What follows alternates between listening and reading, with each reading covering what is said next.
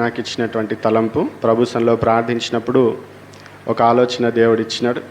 దాన్ని ఈరోజు మీతో పంచుకునే ప్రయత్నం చేశాను. సమయం చాలా అయిపోయింది, సాక్ష్యాలు ఎక్కువ అయినాయి కదా. దేవుడు కార్యాలు చేసినప్పుడు మరి పంచుకోవాలి కదా, ఏం చేస్తాం, అన్నీ వినాలి. ఓకే, మత్తయి సువార్త 26వ అధ్యాయం 73వ వచనం. మత్తయి సువార్త 26వ అధ్యాయం 73వ వచనం.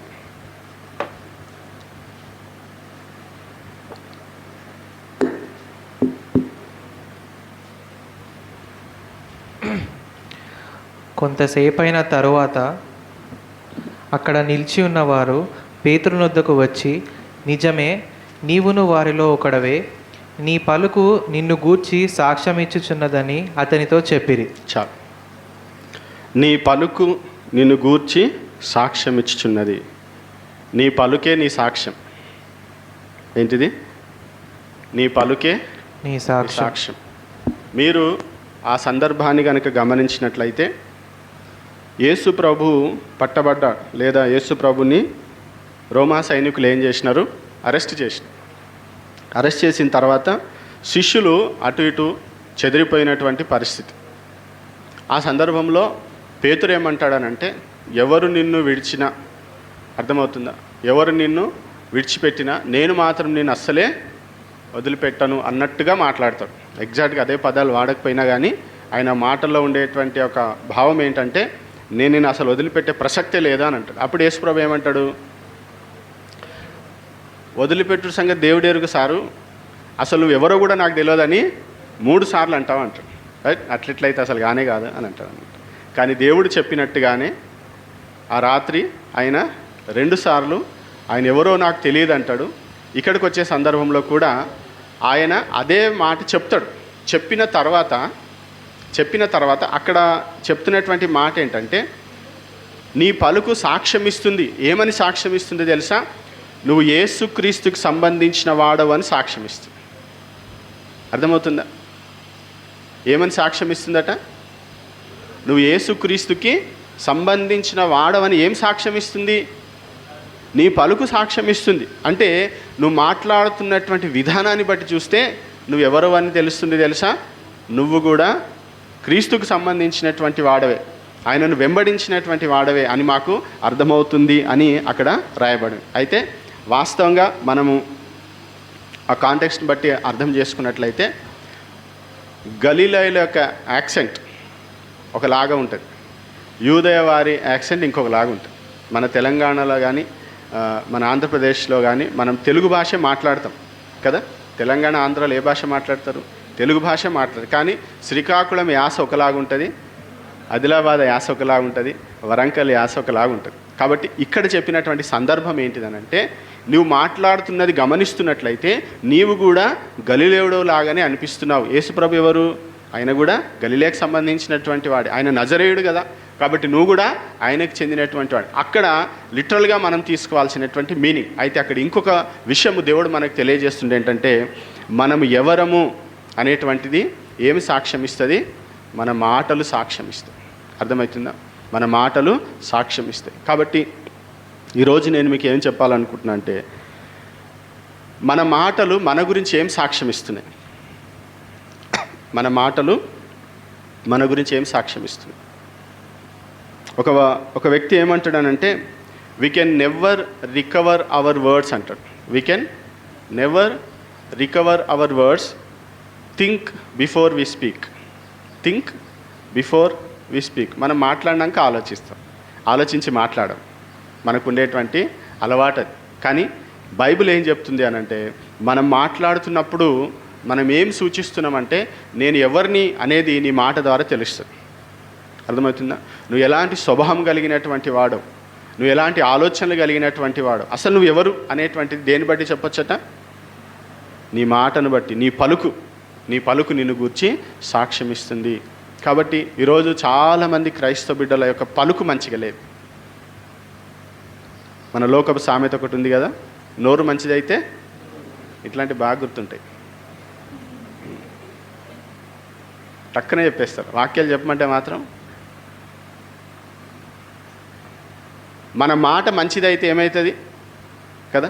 మన మాటలు ఎట్లున్నాయి? రిలేషన్షిప్స్ ఎందుకు పాడైతే చెప్పండి? కొట్లాటలు ఎందుకు వస్తాయి చెప్పండి? అవునా? నాలుక చాలా పవర్ఫుల్, మన మాట చాలా పవర్ఫుల్. అర్థమవుతుందా? బైబిల్లో చెప్తున్నటువంటి మాట, నాలుకకి చాలా శక్తి ఉంది. ఒక చోటు ఉంటుంది కదా, జీవ మరణములు ఎవరి వశమట, అంత శక్తి ఉందన్నమాట. బైబిల్ ఇంకొక మాట ఉంది కదా, మన హృదయం నిండి ఉండు దాన్ని బట్టి నోరు మాట్లాడుతుంది. మత్తయి సువార్త 12వ అధ్యాయం 34వ వచనం. ఒకసారి చూడండి ఆ మాట.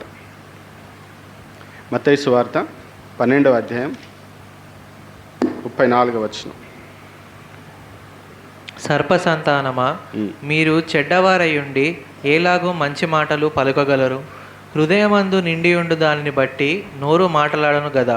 హృదయమందు నిండి ఉండు దాన్ని బట్టి, హృదయం దేంతో నింపబడిందో అవే మాటలు మీకు వస్తాయి. కొన్నిసార్లు ఆవేశంలో అనాలోచితంగా చాలాసార్లు మాట్లాడుతున్నాం అనుకోండి, కానీ మనం కాన్షియస్లో ఉండి స్పృహలో ఉండి అన్ని సందర్భాలకి ఈ మాటను మనం అన్వయించడానికి లేదు. కొన్నిసార్లు మనము ఏం చేస్తాం, మన హృదయంలో ఉండదు, కానీ కొన్ని ఆవేశంలోని కోపంతో కొన్నిసార్లు కానీ మనం కాన్షియస్లో ఉండి స్పృహలో ఉండి అన్ని విషయాలు ఎరిగి ఉండి మనం మాట్లాడుతున్నామంటే అదేం సూచిస్తుంది తెలుసా?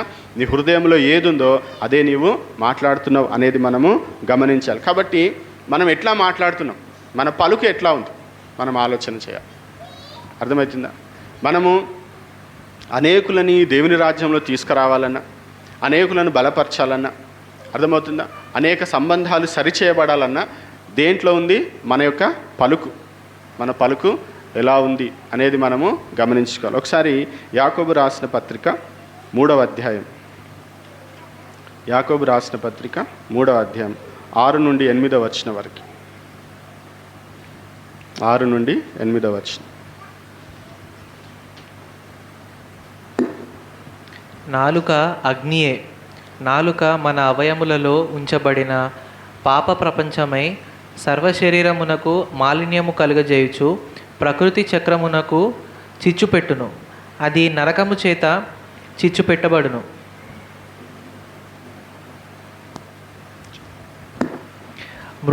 మృగపక్షి సర్ప జలచరములలో ప్రతి జాతియు నరజాతి చేత సాధుకాజాలును సాధు ఆయను గాని ఏ నరుడును నాలుకను సాధు చేయనేరడు. అది మరణకరమైన విషముతో నిండినది, అది నిరర్గలమైన దుష్టత్వమే. చూడండి, ఇక్కడ స్టార్టింగ్లోనే ఒక మాట ఉంది కదా, నాలుక ఏంటిదట? అగ్ని. ఏం చేస్తారు? నాలుక కాల్ చేస్తుంది. మీరు ఎంతమందిని కాలబెట్టారు తెలుసా మీకు? మేమేం చేసినాం సార్ అంటారు. మేమేం చేసినాం బ్రదర్, మేమేం చేయలేం. మీరేం చేయరు, కానీ వట్టిగానే కాలిపోతారు. అట్లా జరుగుతుందా? మనం కాలబెడతాం. అర్థమైందా? మన మాటతోని ఎదుటి వ్యక్తిని ఏం చేస్తాము? వాడు చచ్చిపోవాలి. మళ్ళీ ఏం చేయనట్టే. దీని మీద కేసు ఉండదు, ఏముండదు. ఉంటుందా? మనం చాలా ఎక్స్పర్ట్. అంటే నాలుక పవర్ గురించి మీరు ఆలోచన చేయండి. దీన్ని గుడ్గా అయినా వాడచ్చు, బ్యాడ్గా అయినా వాడచ్చు. అర్థమవుతుందా? ఇక్కడ ఏం చెప్పబడ్డదని అంటే నాలుక యొక్క పవర్ ఎట్లా ఉంటుంది అనేది దేవుడు తెలియజేస్తుంది. బైబిల్ ఏదున్నా ఉన్నట్టుగా మాట్లాడుతుంది కదా. కాబట్టి దీన్ని నువ్వు ఏ విధంగా వాడతావు అనేది ఎవరి మీద ఆధారపడింది? నీ మీద ఆధారపడింది. చాలాసార్లు మనం ఏం చేస్తామనంటే ఒక వస్తువు మీదనో, ఒక పరిస్థితి మీదనో, లేకపోతే వ్యక్తుల మీదనో మనం నింద వేయడానికి రెడీగా ఉంటాం కదా. ప్రాబ్లం నాతో ఉందని మనం ఎప్పుడు ఒప్పుకోం. అర్థమవుతుందా? ఆయన రాకపోతే నేను అట్లా అనకపోతుండే అంటారు కదా. అది అక్కడ లేకపోతే అట్లా కాకపోతుండే అని అంటారు. అంటే ఎప్పుడు చూసినా కానీ మనం బ్లేమ్ గేమ్లో ఎక్స్పర్ట్స్ అయిపోయినాం అనమాట. ఒకరి మీద మనం వేయడానికి రెడీగా ఉన్నాం. కానీ తప్పు నాలోనే ఉంది, నా వ్యక్తిత్వంలో ఉంది, నా ఆలోచనలో ఉంది, నా విధానంలో ఉంది అని మాత్రం మనం ఎప్పుడు కూడా ఒప్పుకో. అయితే దేవుడు మనకు మాట్లాడే శక్తిని దేవుడు ఇచ్చినాడు. ఈ శక్తి ఎటువంటిదని అంటే ఏదైనా చేస్తుంది. ఈ శక్తితోని మనం ఏమైనా చేయొచ్చు. అయితే దేవుడు మనిషికి అది యొక్క మాట్లాడేటువంటి శక్తిని దేవుడు ఇచ్చినాడు. దాన్ని మనం ఎలాగూ వాడుతున్నాం అనేది జాగ్రత్తగా మనం గమనించాలి. ఇప్పుడు మరి ముఖ్యంగా మనం దేవుని బిడ్డలమైన తర్వాత మన మాట చాలా చాలా ప్రాముఖ్యమైంది. మనం మాట్లాడే విధానం చాలా ప్రాముఖ్యమైంది.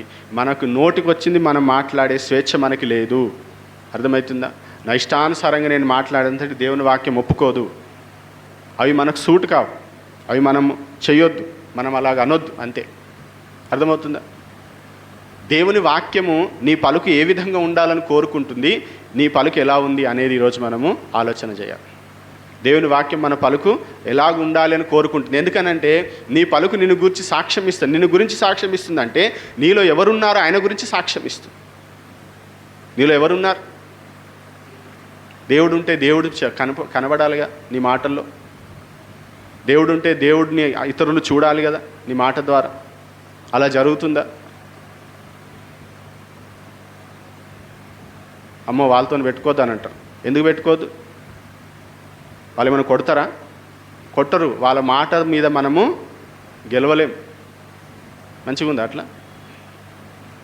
మంచిగా ఉంటుంది అట్లా. అట్లా గ్రేట్గా ఫీల్ అవ్వద్దు. అట్లాంటి వాటికి మనం సిగ్గుపడాలి. అర్థమైతే మనతో మాట్లాడడానికి ఒకరు భయపడుతున్నారంటే మనం సిగ్గుపడాల్సినటువంటి పరిస్థితి. అసలు మనం ఎట్లుండాలి? ఓపెన్గా ఉండాలి. ఎవరైనా వచ్చి మనతో స్వేచ్ఛగా స్వతంత్రంగా మాట్లాడేటట్టు ఉండాలి. కానీ అమ్మో వారితో మాట్లాడాలంటే నాకు చాలా భయం, వారితో మాట్లాడాలంటే చాలా కష్టం అన్నట్టుగా ఉందనుకోండి, అది మనకి కరెక్ట్ సాక్ష్యము కాదు. మన గురించి మన పలుకు కరెక్ట్ సాక్ష్యము ఇస్తలేదు అనేది మనము గమనించాలి. బైబిల్లో నుండి కొన్ని వచనాలు మనం ఈరోజు జ్ఞాపకం చేసుకుందాం. ఎఫెసీయులకు రాసిన పత్రిక 4వ అధ్యాయం 29వ వచనం. ఎఫెసీయులకు రాసిన పత్రిక 4వ అధ్యాయం 29వ వచనం. వినువారికి మేలు కలుగునట్లు అవసరమును బట్టి క్షేమాభివృద్ధికరమైన అనుకూల వచనమే పలుకుడు గాని దుర్భాష ఏదైనను మీ నోట రానియకుడి.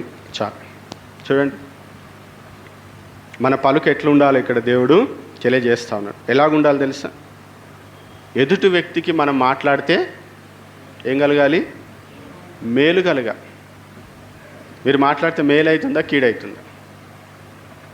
అర్థమవుతుందా? మనం మాట్లాడితే ఎదుటి వ్యక్తికి ఏం కలగాలి? ఎప్పుడు మేలే కలగాలి.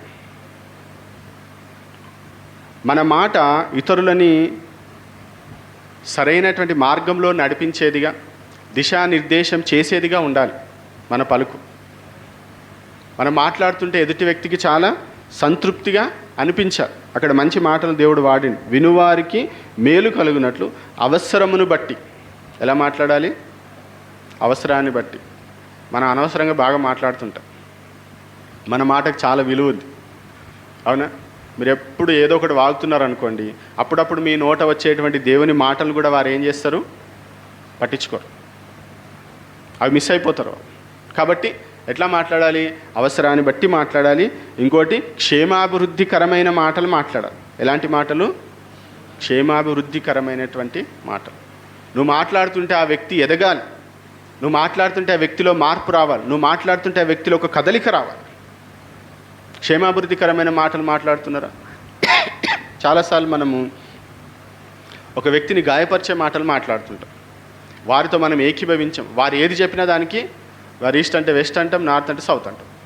అదొక సంబరం మనకి.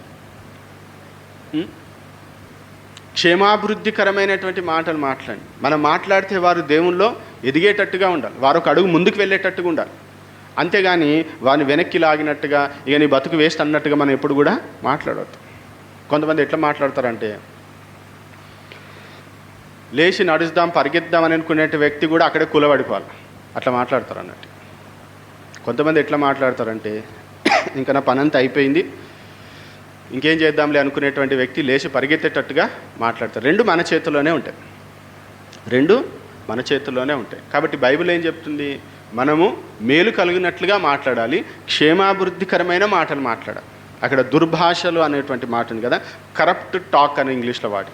కరప్ట్ టాక్ అంటే ఒక మనిషిని చెడగొట్టేటువంటి మాటలు మనం మాట్లాడద్దు.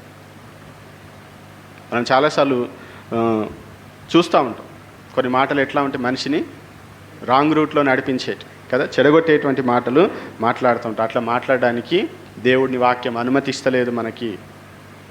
నా నోరు నా ఇష్టం అంటే కుదరదు.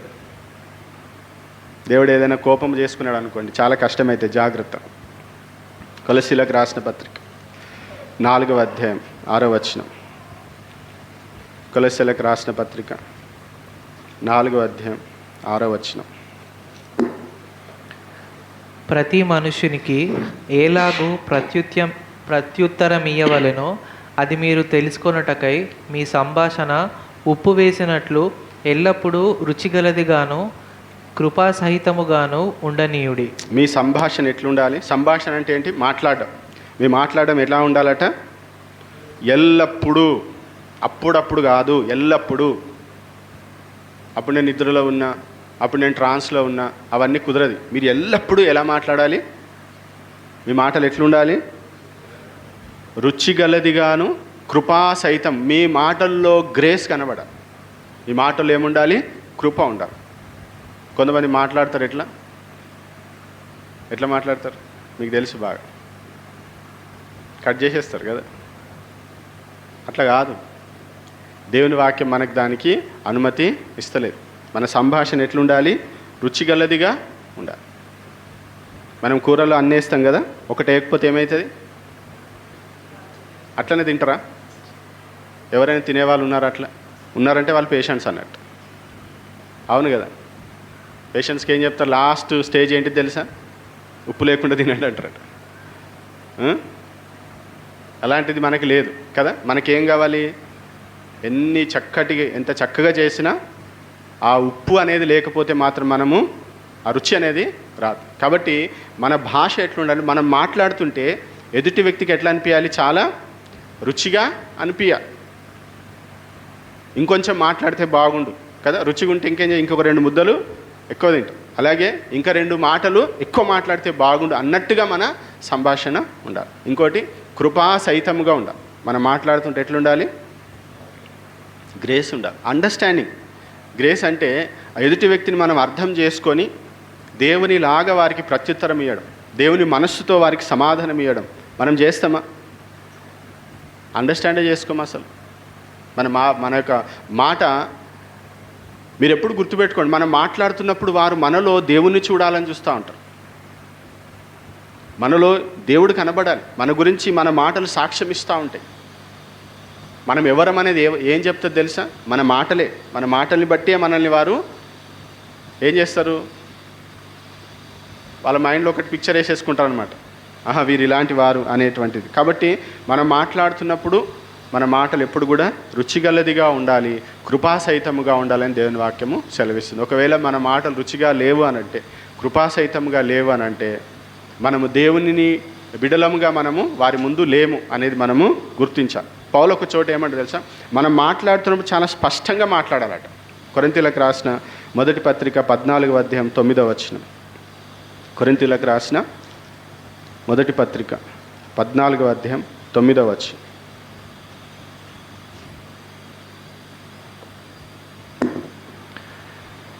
అలాగే మీరు స్పష్టమైన మాటలు నాలుకతో పలికితేనే గాని పలికినది ఏలాగు తెలియను? మీరు గాలితో మాట్లాడుచున్నట్టుందురు. చాలు. ఇది భాషల గురించి మాట్లాడుతున్నటువంటి సందర్భం అయినప్పటికీ పౌలు ఒక మాట చెప్తున్నారు. ఏంటంటే, మీరు స్పష్టమైన మాటలు నాలుకతో పలికితేనే కానీ పలికినది ఎలాగూ తెలియను. మీరు మాట్లాడుతున్నప్పుడు స్పష్టత ఉందా మీకు? అసలు మీకు క్లారిటీ ఉందా మీరు ఏం మాట్లాడుతున్నారు? కొన్నిసార్లు మనం ఆలోచన చేయకుండా మనం మాట్లాడేస్తూ ఉంటాం. మాట్లాడిన తర్వాత నేను ఏం మాట్లాడినా అని తర్వాత మనము ఆలోచన చేస్తుంటాం. అట్లా కాదు. మనం మాట్లాడుతున్నప్పుడు నేనేం మాట్లాడుతున్నాను అనేది నీకు ఫస్ట్ క్లారిటీ ఉండాలి. నీకు క్లారిటీ ఉంటేనే ఎదుటి వ్యక్తి కూడా ఏమవుతుంది? అది క్లియర్గా అర్థం అవడానికి అవకాశం ఉంది. అసలు నీకే స్పష్టత లేదనుకో, ఎదుటి వ్యక్తి ఎట్లా అర్థం చేసుకుంటాడు? అర్థమవుతుందా? మీరు అనుకోవచ్చు, ఇంత అవసరమా, ఇంత క్లాస్ మిక్తున్నట్టుంది అనుకుంటున్నారు. ఇది బైబిల్ చెప్తున్నటువంటి మాటలు. అర్థమవుతుందా? మన ప్రతి విషయంలో, మన జీవితంలో ప్రతి విభాగంలో, ప్రతి ఏరియాలో దేవుడు ఏం చేయాలనుకుంటున్నాడు? మనల్ని తనలాగా మార్చుకోవాలని దేవుడు ఇష్టపడుతున్నాడు. కాబట్టి మన మాట విషయంలో, మన పలుకు విషయంలో కూడా మనం బహు జాగ్రత్త కలిగి ఉండాలి. స్పష్టంగా మాట్లాడండి. స్పష్టంగా మాట్లాడాలంటే ఫస్ట్ నీకు స్పష్టత ఉండాలి, నీకు క్లారిటీ ఉండాలి. నువ్వు ఏం చేయాలనుకుంటున్నావు, లేదా నువ్వు ఏం చెప్పాలనుకుంటున్నావు, ఏం కన్వే చేయాలనుకుంటున్నా అనేది ఫస్ట్ నీకు స్పష్టత ఉండాలి. 2 కొరింథీయులకు రాసిన 2వ పత్రిక 2వ అధ్యాయం 17వ వచనం.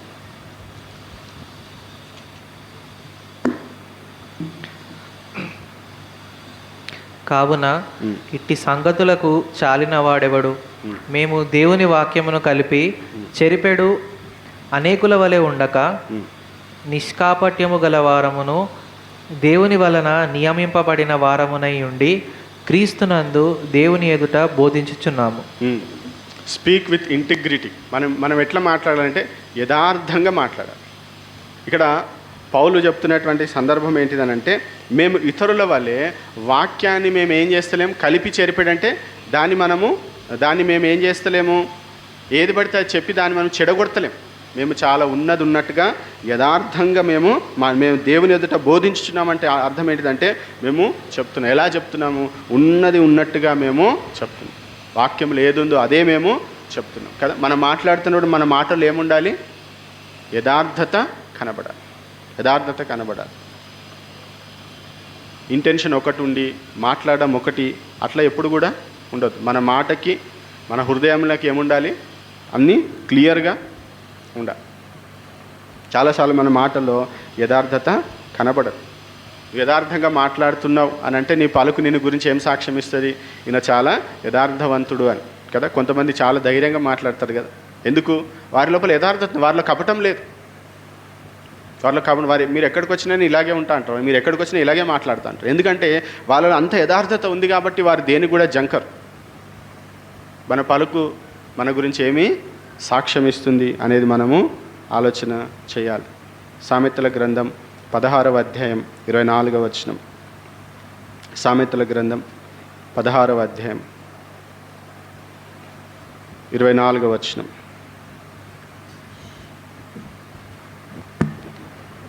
ఇంపైన మాటలు తేనెపట్టు వంటివి, అవి ప్రాణమునకు మధురమైనవి, ఎముకలకు ఆరోగ్యకరమైనవి. ఇంపైన మాటలు అనేవాడు కదా, ప్లెజెంట్. మన మాటలు ఎట్లుండాలి? ప్లీజింగ్గా ఉండాలి, ఇంపుగా ఉండాలి. అవును, కఠినంగా కరుకుగా ఉండొద్దు. దేవుడు దాన్ని ఇష్టపడు. ఇంపైన మాటలు తేనె పట్టు వంటివి, అవి ప్రాణమునకు మధురం, ఎముకలకు ఆరోగ్యకరమైన. ఏం ఆరోగ్యకరమైనవి? మాటలు ఏం చేస్తాయంటే తెలుసా? మనిషిని స్వస్థపరుస్తాయట. కొంతమంది డాక్టర్స్ దగ్గర పోతారు కదా, ఆ డాక్టర్తో మాట్లాడేసరికి మీకు రోగం అవుతుంది. అవునా లేదు? నిజమేనా? వాళ్ళు ఏం చేయరు, కొన్ని మాటలు మాట్లాడతారు, మంచి మాటలకి ఏముంది? శక్తి ఉంది. ఇంగ్లీష్ ఎముకలకు స్వస్థత అట కదా, బోన్స్కి లోపల ఉండేటువంటి ఎముకలకు కూడా ఆ మాటలు ఏమిస్తాయి? స్వస్థతనిస్తాయి. అంటే మాటలకి ఎంత శక్తి ఉందో ఒకసారి మీరు ఆలోచన చేయండి. అవి తేనె పట్టు వంటివి అంట. చాలా స్వీట్గా ప్లెజెంట్గా అనిపిస్తుంది. మనము ఎవరము అనేది మన మాటలు బట్టి తెలుస్తుంది. 12వ అధ్యాయం 25వ వచనం. సామెతల గ్రంథం 12వ అధ్యాయం 25వ వచనం. ఒకని హృదయములోని విచారము దాని కృంగజేయును, దయగల మాట దాన్ని సంతోషపెట్టును. దయగల మాట, దాని అంటే దేన్ని? హృదయాన్ని. కైండ్ వర్డ్స్ అన్నమాట కదా, కైండ్ వర్డ్స్. దయగల మాటలు ఏం చేస్తాయి? హృదయాన్ని సంతోష పెడతాయి. ఎవరి హృదయాన్ని? మీరు ఎవరితో అయితే మాట్లాడుతున్నారో వారి హృదయాన్ని సంతోషపెడతాయి.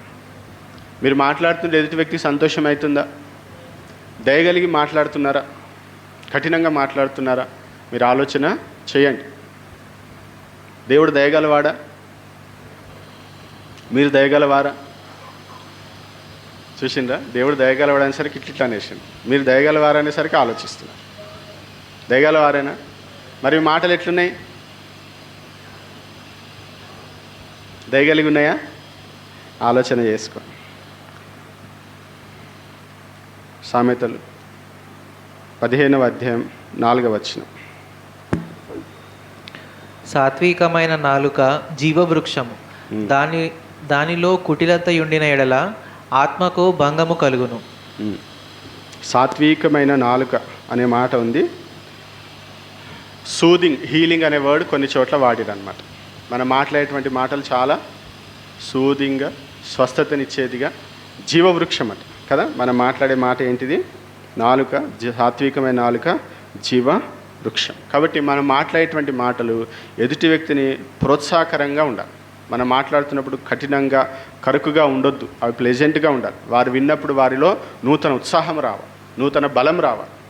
అర్థమవుతుందా? నేను ఇట్లనే మాట్లాడతా, అవి నడవయి. మనం ప్రభువుని అంగీకరించిన తర్వాత నేను ఇలాగే ఉంటా అంటే నీలో ఇంకా మారు మనస్సు లేదు అని అర్థం. అర్థమవుతుందా? మనం అందరం మారాలి ప్రతి విషయంలో కూడా. దేవుడు మనం ఎదుగుతున్నా కొలది దేవుడు ఏం చేస్తూ ఉంటాడు? ఈ విషయంలో మారు అని దేవుడు ఏం చేస్తాడు? మనకు తెలియజేస్తున్నప్పుడు మనము నోరు మూసుకొని ఏం చేయాలి? సరే ప్రభువా, ఈ విషయంలో కూడా నేను మారుతా, సరే ప్రభువా, ఈ విషయంలో కూడా నేను మారుతా అని మనల్ని మనం దేవునికి అప్పగించుకోవాలి. అంతేగా నేను పుట్టినప్పటికెళ్ళి ఇట్లనే ఉన్నా, నేను ఇట్లనే సస్తా అంటే, నిన్ను రక్షించింది ఎందుకు దేవుడు? నిన్ను తనలాగా మార్చుకోవడానికి. అర్థమవుతుందా? క్రీస్తు సారూప్యంలోనికి మనం మారడానికి దేవుడు నన్ను ఏర్పాటు చేసుకున్నప్పుడు నువ్వు ఎట్లా ఆయనలాగా మారకుండా ఉండగలవు? క్రీస్తు నీలో కలిగి ఉన్నప్పుడు నీ ప్రతి విభాగంలో, నీ ప్రతి ఏరియాలో, నీ జీవితంలో ప్రతి దాంట్లో కూడా ఏం రావాలి? మార్పు అనేది రావాలి. దయచేసి మీరు ఆలోచన చేయండి, మన మాటలు ఎలాగున్నాయి అనేటువంటిది. ఎందుకనంటే నీ పలుకు నిన్ను గూర్చి సాక్ష్యం ఇస్తుంది. నువ్వెవరవు అనేది నీ పలికే చెప్తుంది. చర్చిలో ఉన్నప్పుడు praise the Lord brother, praise the Lord sister ఇది కాదు. మీరు బయట మండే నుండి సాటర్డే వరకు ఎట్లుంటున్నారు అనేది ఇంపార్టెంట్. ఇక్కడ బాగానే ఉంటారు అందరు, బయట పోయిన తర్వాత చూడాలి. అసలు షాకుల మీద షాకులు ఇస్తారు కొందరు. అసలు ఈయననేనా వీళ్ళనేనా మొన్న సండే చూసింది అన్నట్టు ఉంటుంది కథ. నటించొద్దు కదా. మనం ఎక్కడున్నా అలాగే ఉండాలి కదా. మనం ఎలాంటి పరిస్థితులు ఉన్నా మన మాటల్లో మార్పు రావద్దు. అవే దయగలిగిన మాటలు, అవే కృపాసహితమైన మాటలు, అవే ఎంకరేజింగ్ వర్డ్స్ కదా. దేవుడు మనకి ఎలాగూ మాట్లాడమని అలాగే ఉండాలి. నా కోపం వచ్చేసి నేను అనేస్తానంటే, కోపం వచ్చినప్పుడు తట్టుకోవడమే కదా, కోపం వచ్చినప్పుడు అణుచుకోవడమే కదా క్రైస్తవం అంటే. కోపం వచ్చి నేను బూతులు మాట్లాడేస్తానంటే, కోపం వచ్చి నేను ఇట్లనే చేస్తానంటే నీ లోపల మార్పేది?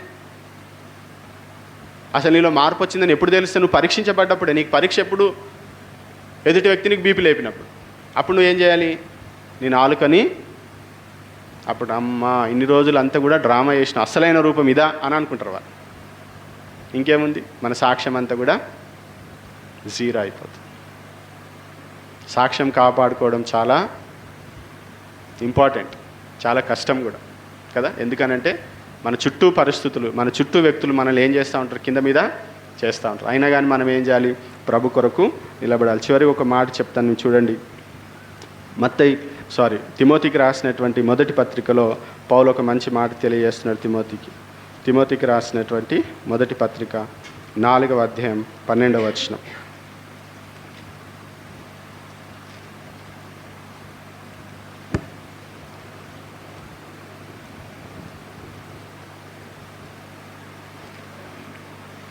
చదవండి. నీ యవనమును బట్టి ఎవడునూ నిన్ను తృణీకరింపనీయకుము గాని మాటలోను, ప్రవర్తనలోను, ప్రేమలోను, విశ్వాసములోను, పవిత్రతలోను విశ్వాసులకు మాదిరిగా ఉండుము. చూడండి, పౌలు ఏం తెలియజేసిన? మాటలో విశ్వాసులకు మాదిరిగా ఉండు. ఎందులో? మాటలో. నీ స్పీచ్, నీ లాంగ్వేజ్, అర్థమవుతుందా? నీ కన్వర్జేషన్ ఎట్లుండాలి? విశ్వాసులకి మాదిరిగా ఉండాలి. మీరు మాట్లాడేటువంటి మాటలు ఎట్లుండాలి? మాదిరిగా ఉండాలి. నిన్ను చూసి వారు నేర్చుకోవాలి. అమర్యాదగా మాట్లాడొద్దు, గౌరవించి మాట్లాడాలి. ప్రతి చిన్నది కూడా ఇంపార్టెంట్. పెద్దవాళ్ళని నువ్వని మాట్లాడొద్దు. తెలుసా ఆ విషయం? ఇలాంటివి ఉంటాయి. మనం ఎవరము? మనం దేవుని బిడ్డలం అన్నప్పుడు ప్రతి చిన్న విషయంలో కూడా మనం మాట్లాడే విధానం మన గురించి సాక్ష్యం ఇస్తుంది. మనల్ని చూసి ఇతరులు నేర్చుకుంటారు. మన మాటలో కూడా మనం ఏమై ఉండాలి? మాదిరిగా ఉండాలి. కాబట్టి మీరు ఆలోచన చేయండి, మీ పలుకు మీ గురించి ఏం సాక్ష్యం ఇస్తుంది? మీరు దేవుని బిడ్డ అని సాక్ష్యం ఇస్తుందా? లేదా ఇంకా మారు మనసు లేదు ఈమెకు, మారు మనసు లేదు ఇతనికి అని లోకం మన గురించి మాట్లాడుతుందా? ఒకసారి మీరు ఆలోచన చేయండి. కాబట్టి పేతురు గురించి అక్కడ కూర్చున్నటువంటి వేరే వారు సాక్ష్యం ఇస్తున్నారు, నీ పలుకు నిన్ను గూర్చి సాక్ష్యం ఇస్తుంది అని. కాబట్టి ఈరోజు దేవుని బిడ్డలమైనటువంటి మనం ఎలాగ మాట్లాడుతున్నాం? మన తోటి వారితో ఎట్లా మాట్లాడుతున్నాం, మన కుటుంబంలో మనం ఎట్లా మాట్లాడుతున్నాం, మన సంఘంలో మనం ఒకరితొకరము ఎలా మాట్లాడుతున్నాం అనేది చాలా ఇంపార్టెంట్. అది మనం ఏమై ఉన్నామనేది తెలియజేస్తుంది కదా.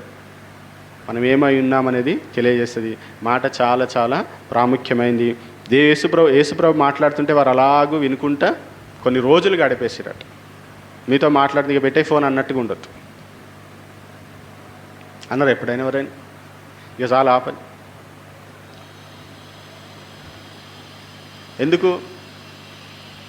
మనం దేవుని బిడ్డలం. మనం ఏం మాట్లాడాలి?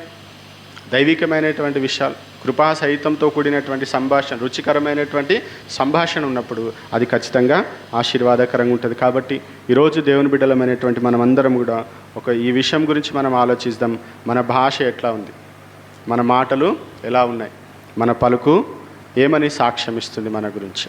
తల్లు వంచండి, ప్రార్థన చేసుకుందాం. అందరం కూడా ప్రభు సన్నిధి